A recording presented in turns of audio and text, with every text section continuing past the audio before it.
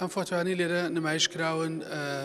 براوەکانی خەڵاتی باشترین فۆتۆی ساڵم بۆ ساڵی 2020 بۆ 21 کە دامەزراوی وەڵپرس فۆتۆ ساڵانە باشترین فۆتۆی ساڵ هەڵەبژێرە و فۆتۆکان لەسەر تاپە فۆتۆگرافەرەکانی جیهانەوە نێردراوە و نوێنەرایەتی ئەو بابەتاناکە کە لە ساڵی 2020 ڕویان داوە بە تایبەتیش بابەتی کۆرۆنا. ئێمە وەکو ئاژانسی مێتۆگرافی پێشەنگامان هێناوەتە سلێمانی. من ئەم ساڵیشێ بووم لە دادوەرە گشتەکانی ئەم پێشبڕکێیە و بەلامانەوە گرنگ بوو کە ئەم پێشەنگای بێتە ئێرە بۆی کە فۆتۆگرافەرە کورد و عێراقیەکان ئیلهامێک لەم یا